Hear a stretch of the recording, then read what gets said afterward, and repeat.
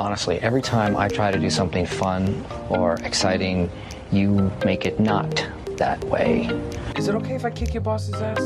That won't affect your workplace chemistry, will it? One man's toxic sludge is another man's potpourri. All right, who did this? I'm not mad. I just want to know who did it so I can punish them. When I get to the workplace, I like to fuck shit up. Welcome to Let's Break Up, Toxic Workplace Stories, where weekly we interview people from around the world reflecting on their experiences in toxic workplaces.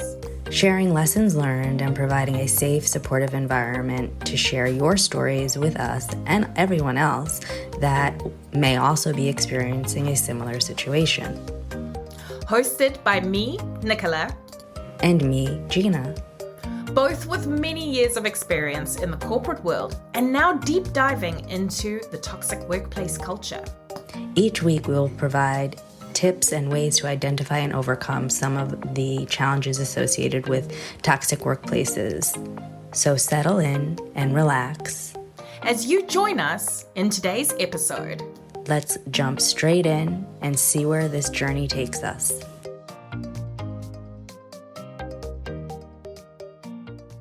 The last part of what we're talking about today, and it's the MLM vibe, right? And I know we've both done a bit of research around this because I think for the both of us, we really wanted to understand how we got sucked in to the toxic environment. And we absolutely, I think, agree on the fact that it was toxic positivity. And according to betterup.com, they describe toxic positivity as the pressure to only display positive emotions, suppressing any negative emotions, feelings, reactions, or experiences.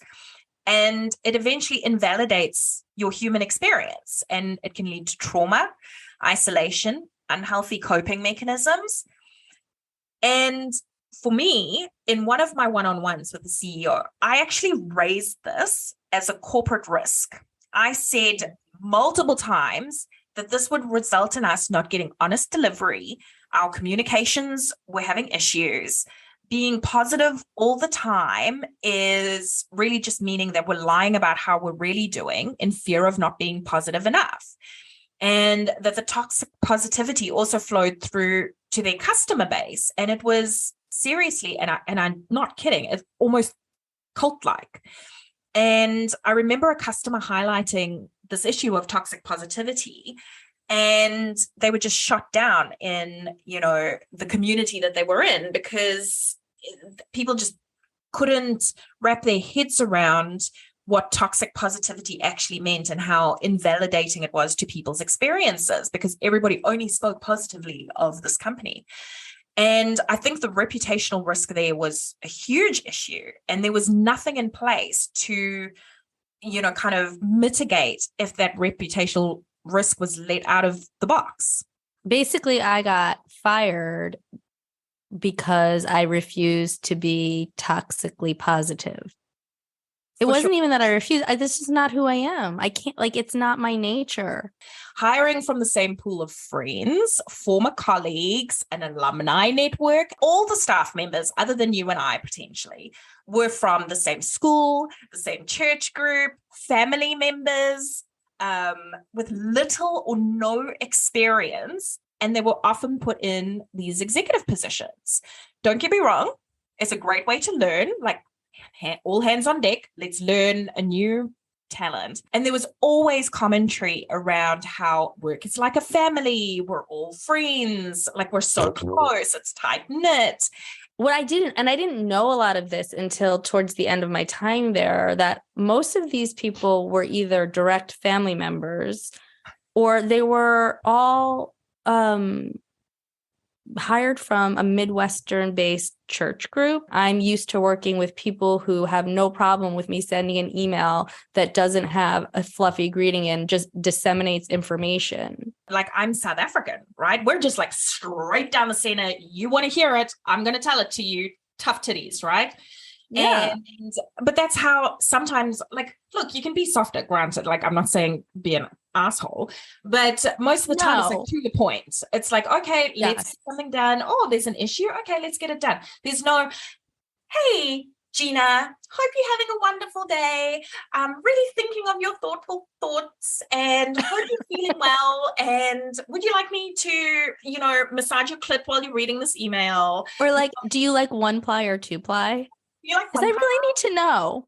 Because I really need to know. Oh, and we have an issue over here. Yeah.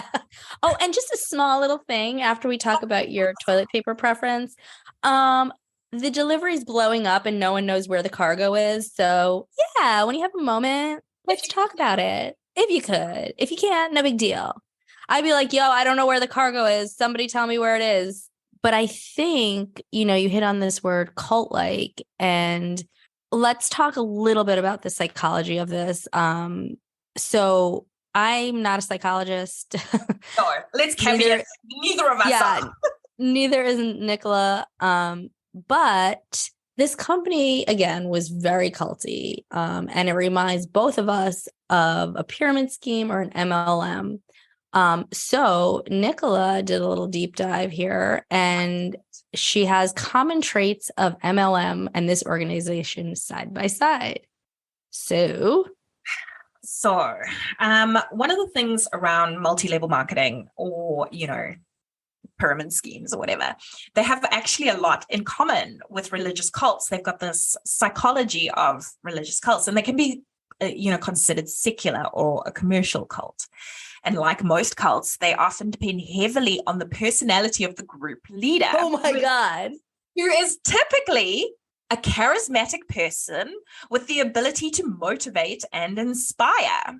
Oh my God, the next line has motivational activities often include slogans, which green eggs and ham are involved and encouraged to repeat daily, which we did, ritualized behaviors, the elevation of particularly loyal members to positions of authority, where they're encouraged to recruit new members and richly rewarded to do so. So now you've got this culty environment where you've got people that all know each other and they're recruiting in people that they know. And that's where the How is this not an MLM or religious cult? Oh, for sure. There is a degree of secrecy around the activities.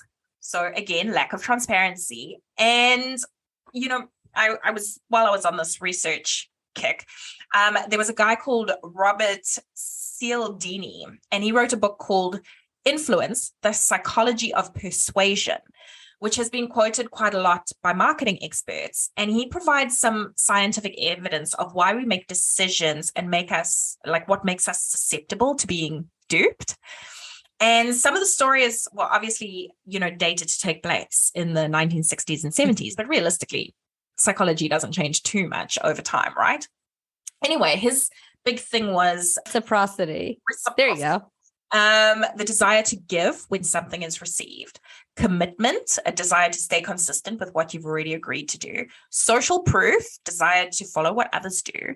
Liking, desire to act the same as those who are similar to you.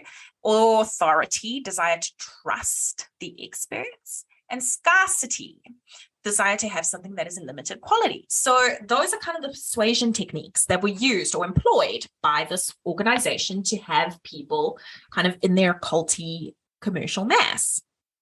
Then I went down another rabbit hole, Gina, and we kind of went into some of the MLM spaces, and MLMs have an absolute authoritarianism without accountability. So when asked about like psychological financial hardship that some, MLM people face, one person from LuLaRoe, now realistically, we don't know anything about these MLMs, right? We're just kind of quoting the research that we've read. What the leaders would say is retail is not for everyone. Retailers on their own business can make their own decisions. The success of any business depends on the leader's own respective and independent business goals and the strategies they employ to achieve those goals. However, we couldn't do anything without the CEO or the COO's knowledge. There was no trust for us to be able to do anything. So that authoritarianism without accountability, because they weren't held accountable for any of their targets or deliverables, that was, 101, MLM 101. So they're basically saying, like, in the LuLaRoe thing, they're saying, like, the participants who buy the leggings from this MLM company, it's up to them to be successful. Yeah. Which is exactly what you're saying, because we would be tasked with all these things. And then even if at the last minute everything changed because of the CEO or the COO messed something up, we would be the ones who would have to fix it. There would be no help from anyone else. Yeah. No tolerance for questions or critical inquiry. So most companies, when facing backlash from their employers, would try and address any claims that their employees might have. Multi-level marketing, however, teach their employees to shame anybody who says a bad word about the company. And this was absolutely the case here. No one could say anything negative about the business. It was all the best products, the best details, the best information, internally or externally. And when customers made complaints or highlighted issues, it was glossed over with free products, niceties. It was totally fake and totally misleading. I don't know how they made any profit at the end of the day, because they would have to replace so much shit. I mean, the amount they were spending on shipping, like, it was just unsustainable. It is. All right. What is the next point? Unreasonable fear about the outside world. Go. Let me hear about this. Oh my God. Okay. So the word bunker is in there, so I'm down. Okay. So we know that MLMs aren't locking people up in bunkers and telling them that the world has ended. But in their own way, they're promoting fear about the world outside and isolating the people that sell their products.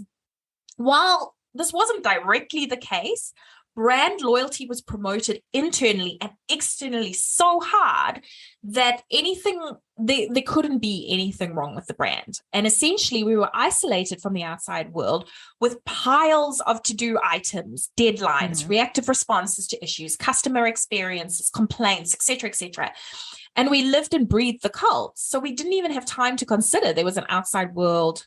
Or that there might be something wrong with the cult. Or that we have been sucked into a cult. Yeah. Like when you're so busy and you don't have perspective, it's easy to see how the red flags didn't really stand out to us at first. Exactly. So on to numbers, like the last number, right? Former members often relate the same stories of abuse. That's what you and I are doing right now. I know. So for those who manage to make it out of these multi-level marketing, rarely have good things to say. The internet is full of former MLM members warning others about the deception of these companies. And here you have us. I had not spoken to not one single person about my experience until we spoke. I mean, I spoke to my partner and the people in my house, like, and my support system, which is basically my mom and like my best friend, Megan, who we're going to hear from at some point. Her story is absolutely insane. You can look forward to like anonymous emails being sent to her workplace, nakedness, legal action. There's so much. It has everything. But yeah, I mean, this is what we're doing right now. We're finally saying like, yeah, this is what we had going on there was not okay. It wasn't okay. And it was only really once we left that it was really clear how not okay it was. Mm-hmm. Agreed. Like, and that was it for me. It was like, I was like I wasn't listening to my gut. And that's what I'm most annoyed about, because I knew something was up. Like I was changing how I was talking to people. I felt like shit. I looked like shit. I was barely eating. Like I remember you told me when we first started working together there, you were like, I have to pay someone to remind me to eat. And I was like, what? And then like fast forward, I would have like a minute to eat like a slice of bread with peanut butter on it for lunch. I know. I was like, I get it now. Thank you. I was like, I get it. I think one of the other toxic traits of this business, and I've come from a variety of industries, not just like one or two of the same industry. I've come from a variety of industries. And you and I kind of disagree a little bit on this, but we kind of agree a little bit on this as well, is regardless of the business you're in, it is important to have a framework that supports the work that you do. And, this, especially coming from OSHA, we've got a ton of management frameworks that are required by law, required by regulation, required by, a whole bunch of different reasons we have systems in place. But if there is a tool that stifles or diminishes your ability to grow and expand, I think that's a big issue or a big red flag. And I think one of the key elements of the tool, the kind of management system tool that we discussed, was when you're stuck in a toxic culture, the only issues you're going to bring are ones that are going to be solvable because you don't want to cause problems because of the toxic positive culture. And realistically, you don't want to hear about improvements. You only want to, maintain a momentum and almost like a fake feeling of growth, when in reality that wasn't the case. And, now that we're on the outside, we weren't related to any of the church groups or the family members. And I think it was easy for them to let us go because, easy way to get those salary costs back. And also we weren't tied in, We weren't really part of the fold. And especially me, you had started as a customer. I didn't even know that this company existed. Yeah. I was like, who the hell are these people? It's vanity.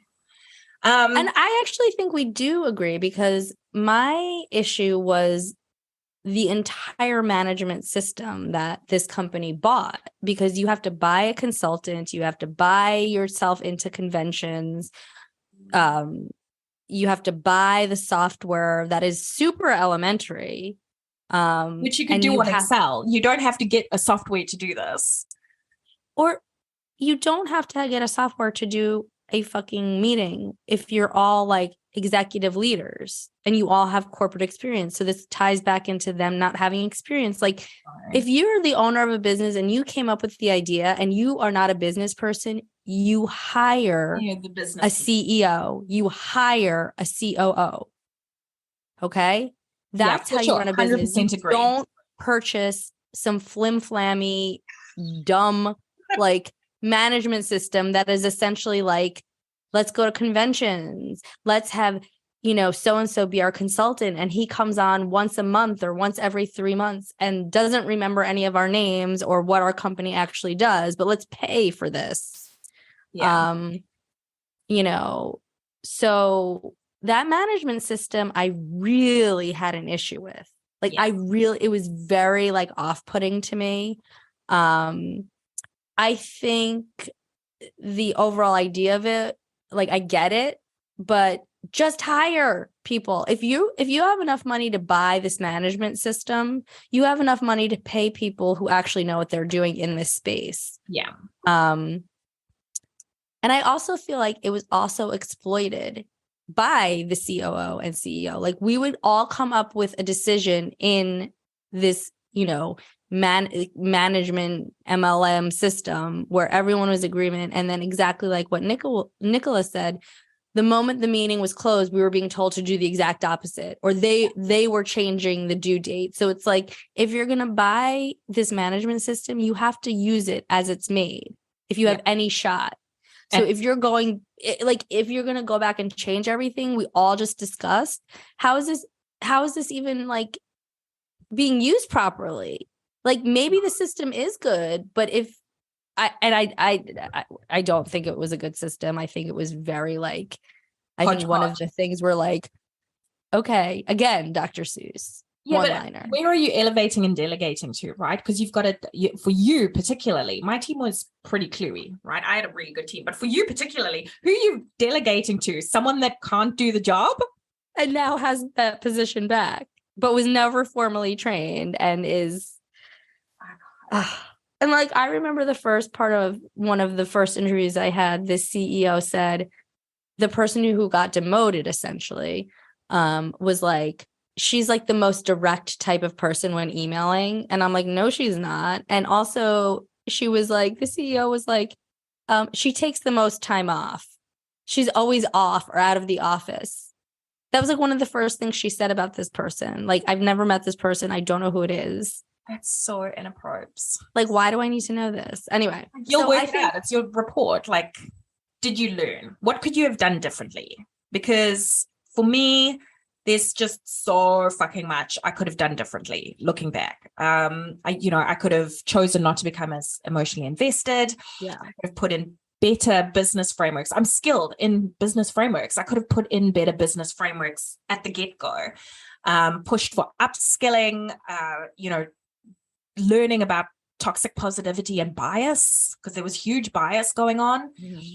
And I think for both you and I, in some ways, we absolutely perpetuated that toxic I agree. culture, but in different ways, And for one, I know the CEO would approach me to fix an issue, and I could have easily pushed back and said, actually, that's so-and-so's job.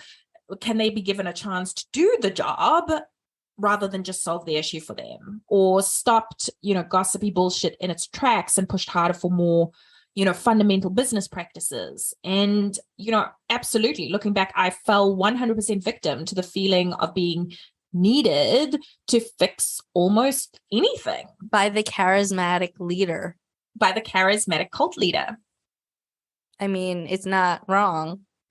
No. For me, I've always told the people who are important in my life, like, some of the biggest, like, key ideas for me as just me as a human being is things are not personal.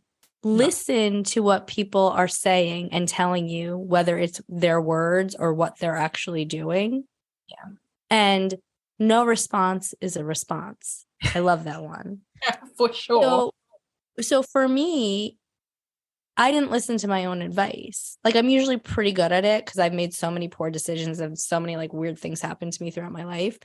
But I did not listen to what people were telling me. No. I didn't. And I didn't listen to my gut. So, when some of the first conversations I had after being employed was the COO telling me everyone was replaceable, talking about somebody on my team, ew, I should have realized that also applies to me. I mean, I know that intellectually, but for some reason in the context of this conversation, it was presented in a way like, you're not replaceable, but so-and-so is. And at the end of the day, that person was the one who got me replaced. So, or from the very beginning, my team hated me. They did, because there was no change management. There was no transparent communication about why you were being brought in. Right. So I think for me, it was more like, I need to take my own advice and I need to listen to my gut. Yeah. But I think my ego was also involved because they set it up in such a way that they had a lot of expectations of me. And I could have lived up to them had we not been in. And I think I did, but they just didn't really, like, in a lot of ways, I did make a lot of positive changes. Yeah. And I think most of the items that I worked on while I was there, like, didn't have any issues, like, sold out. Like, I think that we were trending in a good direction, but I don't think they're there anymore. I think I just should have listened, but like, my ego was also like, I was hired to do this job. I'm going to stay and do this job and prove to all these people that I can do this job. Yeah. So that's a little bit of like my own issues. Like, I don't have to be the best in the room. Like, I can be good and that's good enough. I don't have to feel like I'm smarter than everyone all the time because I know that I'm not. Yeah. So I think for me, it's a little bit of ego balancing, but also listening. Yeah. Listening and believing what people are telling you when they tell it to you. So, we're kind of coming to the end and we're kind of wrapping up. And after 17-hour days on this on our inaugural podcast. No. Anyway, go ahead. Yeah. Kind of what do you think like our listeners can expect in 2023? Like, what are they getting from us in our first season? So you're going to get some insane toxic workplace stories that are going to be a lot more anecdotal than how Nicola and I sort of just went through this. We're going to really let the people who get here or want to be interviewed, whether it's anonymously or not, just tell their story in the way that they need to tell it. And we're going to also talk to some psychologists. We're going to talk to some subject matter experts. And we really just want to share tips on how to identify and start changing, like what Nicola and I just did. Like I just said, I could have done X, Y, and Z. Like, we want to make sure that people are heard, and we also share tips about how you can change your situation. So what's our next episode going to be about? We're interviewing you about your toxic workplace experience, and it's not related to the way that we met. It's about your past and your history and kind of the stuff that you've experienced in the past as well. So, I think it's going to be I think the first, let's say few episodes are going to be pretty juicy, because I think we're pretty candid people and we're not going to hold back on, the experiences that we've had. Yeah. I mean, I think, the one workplace that I think I want to talk about is it's a little juicy, though they're no longer in existence anymore, but there was some inappropriate relationships happening, and it's interesting. And I know that you have your own sort of bindle of juicy things to talk about. We would love it if you could like and subscribe to our podcast. And side note, leaving a review also helps, and it lets everyone else know that we don't suck too bad. Just a little bit, but it also helps us create more, right? It helps us create more because it shows that there's an interest in the topic and in toxic workplaces. And we'll have good change management in our podcast. You can find us on Instagram and LinkedIn, and this will also go up on YouTube as well. And for those of our listeners who do better with reading, we also will have a full script available with closed captions on YouTube as well. All right, so you're welcome to reach out to us on our LinkedIn page or our Instagram page over at Toxic Workplace Pod, and let's break up toxic workplace stories. If you would like to be interviewed, we welcome you to share your story, because we are all about solidarity. And if you're listening today, it would be really cool if you could screenshot and share it to IG, and we would love to give you a shout out on an upcoming episode.